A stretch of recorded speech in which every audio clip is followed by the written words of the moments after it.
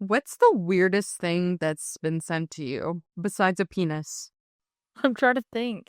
I always get weird messages, wanna be my sugar baby, or someone sending me their feet, just unprompted. I love that for you. Yeah. Have you ever gotten like a weird video?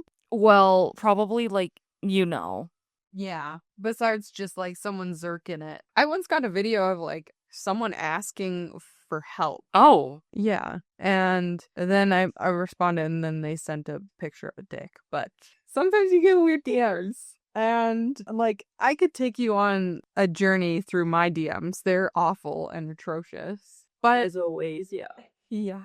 Today isn't about zerking it or about unprompted DMs. Today's episode comes from a guy who was sent a video by a friend. It was a link to a Facebook video, funny enough. And in the description, there was things calling it like a sport or competitive endurance. And all the comments were really supportive of these men going through this arduous sport that they've been training for, you know? And it was weird what it was. And I mean, I don't mean hobby horse kind of weird. I mean beyond hobby horse. What it was there was a light background and there was a feather and there was a man who was being restrained. And as he was being restrained, he was also being tickled. This was something called competitive tickling, said the video.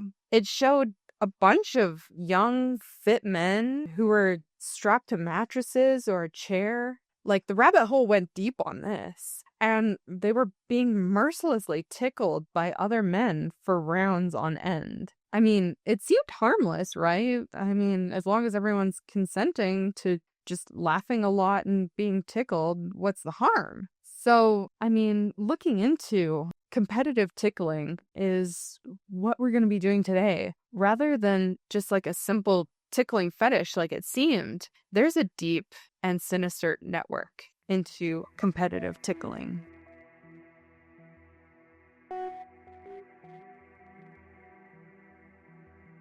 Hi, and welcome to the Decomposing Flower podcast. I'm your host, Kira, and with me is Jen. Everything we say in our podcast is something that we've gathered from trustful sources, documents, or in this case, I watched a YouTube video about competitive tickling a couple of times. So, like, there isn't anything like too trigger warning about today besides like, just being kind of weird and zany and wacky.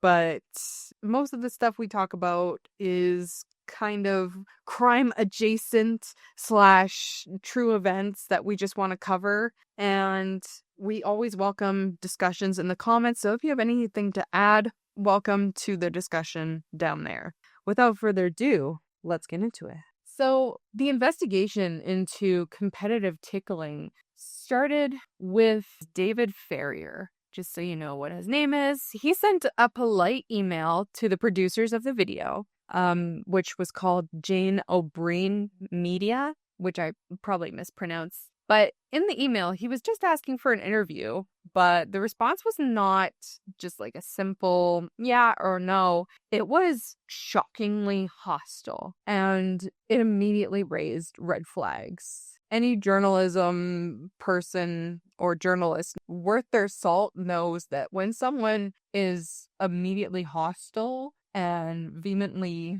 trying to like talk you out, there's something going on there. So the correspondence between the two rapidly devolved into a series of personal attacks. The person behind Jane O'Brien Media started just saying the most awful homophobic stuff about David, calling him a gay little Huey or other things about his sexuality. It was really quite, something that was lighthearted, like tickling, was now all of a sudden very more than just an angry email.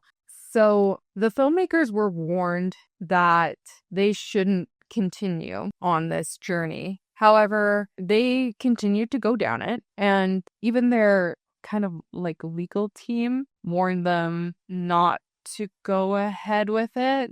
Basically, this entire thing with the media team was trying to create a fight response. You know how scammers will like call you up and be saying things like, oh my gosh, this Siberian prince needs you to send $100. Otherwise, his entire family's gonna die. But like, he'll give you all his riches just because you were nice. And in the emails, there was a bunch of legal jargon and personal threats sent to David. But they couldn't resist the very strange story. So Jane O'Brien Media launched a bunch of relentless campaigns against them. There was a bunch of blackmail, legal threats, and harassment happening to the filmmakers because David was joined by his friend Dylan Reeve. And this was not an isolated incident. As they talked to other people online, they found that this was a bunch of people who had, tried to look into the tickling. They had also been met by a bunch of the same anger and hatred. They flew across the ocean from New Zealand to the States where this had happened. And they began to interview former participants that had agreed to it. They had also found themselves victims of aggression as they tried to distance themselves from the tickling content. As they also spoke with other journalisms who attempted to uncover the same story, they had also faced the same harassment, blackmail, and aggressive homophobia. So as the team continued to accumulate evidence, they realized that this went beyond the online world. There was talk of tickling rings that started in areas of, I don't know, not like central towns, but there was a bunch of arenas which had this mixed martial arts league in places like Muskegon, Michigan. This was becoming a whole empire. And so the team went about trying to unmask the Tickle King, the man behind all of it, the person behind Jane O'Brien Media. They were able to find through digital documents that the alias was connected to a personality from the 1960s who kind of started or was a big part of the tickling market, known as Terry DeCirio. The investigation revealed a link between Jane O'Brien Media and another business, David's Video Editing, both listed under the same address. And eventually they were able to kind of point everything towards a single individual. His name was David D'Amato. The most shocking revelation was his background. He was not a shady figure from the criminal underworld, but he was a very, very wealthy man with a healthy trust fund. 6'5", blue eyes, works in finance. He got that trust fund. But he was also a former school administrator. He served in a middle school as a principal and a guidance director in New York, which, looking at this, his professional history and looking into his online behavior is a little alarming. He had a history of this online aggression as well. Dating as far back in the late 1990s, he was an active spammer and troll on Usenet forums, basically 4chan, where he initiated email bombings against his perceived opponents. He was convicted for these actions in 2001, fined, and even served 6 months in federal prison. He had a long pattern of using aliases, getting legal threats to harass and control others. So now this was just repackaged in a different way. So this all started from the initial premise that this was a quirky fetish, something weird. But it was so evidently clear from the emails that he was trying to pin this as something that wasn't sexual. He was just in control of this big tickling ring. And it was more than just tickling. It was about power, trying to get these young men to come into these weird places, get pinned down, and he would lure them with large sums of money and use the videos and the fear of public humiliation as a means of controlling these young men. The tickling was simply the bait. The real trap was the financial and legal leverage he gained over these young men. So he's what's known as a super spreader of harassment, which, with the internet being anonymous. So, when you're talking online and you're like in the comments section and, someone says something mean about your dancing videos, wink, wink, nudge, nudge at my Instagram, you're inclined to come into the comment section and start defending yourself, being like, hey, it's not really cool for you to comment that about someone. And from there, they have created a sense of control over you. Like, oh, if I poke you hard enough, you'll start attacking me. And then I'm the victim, or something like that. So this all led to a documentary called Tickled,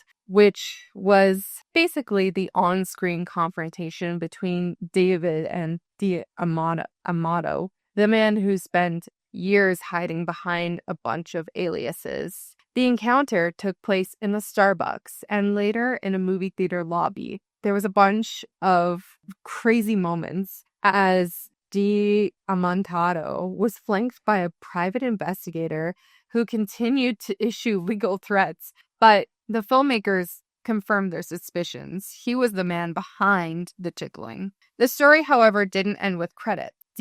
Amontado was a man of immense wealth and resources, and he filed a federal lawsuit against the filmmakers for defamation and slander, and he sought out of the documentary $40 million in damages. He also sued his own stepmother for speaking to the filmmakers on the phone, accusing her of making statements with the film to injure his business. These actions also took place as the documentary was happening at film festivals. So they became subject of a follow-up documentary, which was called The Tickle King. The sequel to the much-awaited Tickled disrupted Q&A sessions. It was so crazy. But the most shocking twist in this whole story came on March 13th, 2017, just months after the HBO premiere of Tickled and the release of Tickled King. News broke loose that David Amontado died at age 55.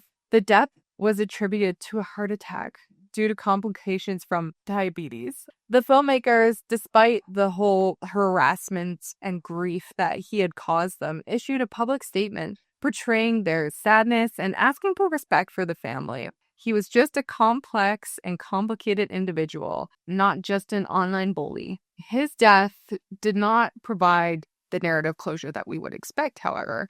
There was a bunch of online speculation and conspiracy theories that came from this. The circumstance of his passing just months after his identity was exposed to the world, Reddit just ran loose with the theories that he had faked his death to escape the consequences of being the Tickled King, or that he'd been killed by other creepy rich dudes who were then in this tickling fetish circle. The story of the Tickle Ring had all the elements of a classic creepypasta, a real-world event with an unresolved or ambiguous ending that invited the audience to run off with their theories. So the story of the Tickled King serves as a dark side of the internet. The documentary reveals that even with his legacy and the collection of tickling recordings being kept alive by a close associate, Lewis, there's still a tickling rabbit hole that never seems to end.